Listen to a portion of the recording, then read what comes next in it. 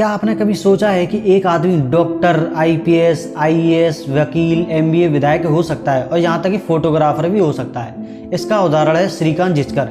ये वो व्यक्ति हैं जिन्हें भारत के सबसे योग्य व्यक्ति का दर्जा दिया गया है, क्योंकि ये अकेले ऐसे शख्स थे जिनके पास 20 बड़ी डिग्रियां थी।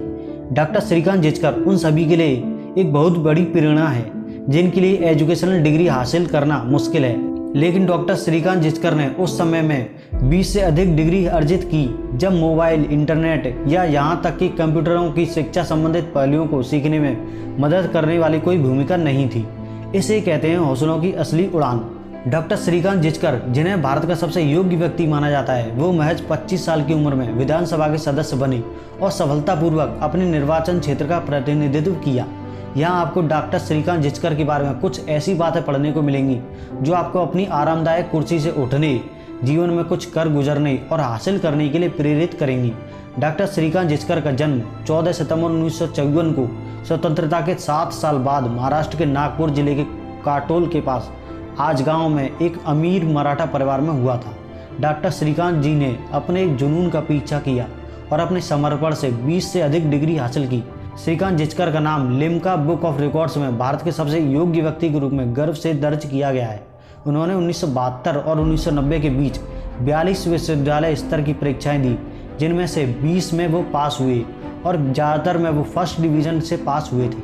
उनकी ज़िंदगी से जुड़ी ये बात ध्यान रखने योग्य है कि उन्होंने इतने कम समय में इतनी परीक्षाएं दी और सभी परीक्षाओं में फर्स्ट डिवीज़न हासिल की। अब तक आप अच्छी तरह से समझ चुके होंगे कि डॉक्टर श्रीकांत जिचकर को पुस्तकों से कितना प्यार था। यह फैक्ट्स आपको एक दिलचस्प लगेगा कि डॉक्टर श्रीकांत जिचकर की निजी पुस्तकालय थी जिसमें 52,000 किताबें थी।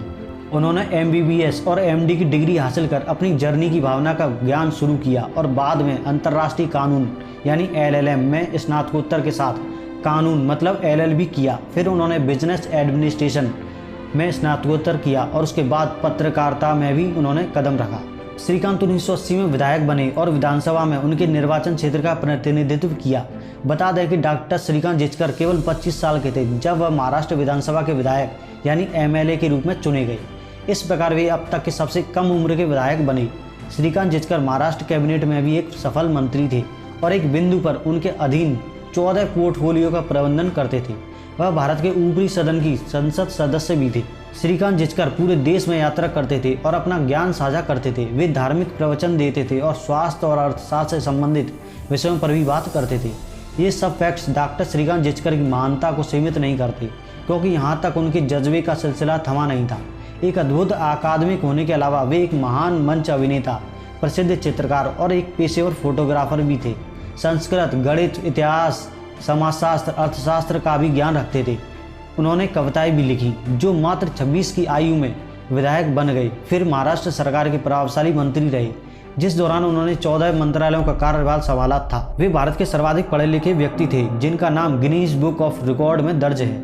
विडंबना यह रही कि मेरे समेत बहुत सारे लोग 5 बड़े तेजस्वी यादव का नाम तो सुनते रहे हैं, पर इस काबिल व्यक्ति का नाम शायद हम पहली बार सुन रहे हैं। श्रीकांत जिचकर की पास की हुई परीक्षाएं यह रही लंबी लिस्ट जिसको पढ़कर आम आदमी का सर चकरा जाएगा, पर जिचकर ने तो वो पास की हुई थी, जैसे medical doctor, MBBS, MD, LLB, MA public administration, MA sociology, MA economics, MA psychology, LLM, DBM, MBA, bachelor in journalism, DLitt, Sanskrit, IPS और आईएएस भी रही। 1999 में कैंसर के आखिरी स्टेज को मात देने में सफल रहने वाले बहादुर श्रीकांत जिचकर का आखिर 2004 में एक सड़क हादसे में मात्र 49 साल की आयु में दुखद निधन हो गया था। देश ने एक नायाब हीरा इतनी छोटी आयु में खो दिया कि जिसकी भरपाई नहीं हो सकती थी।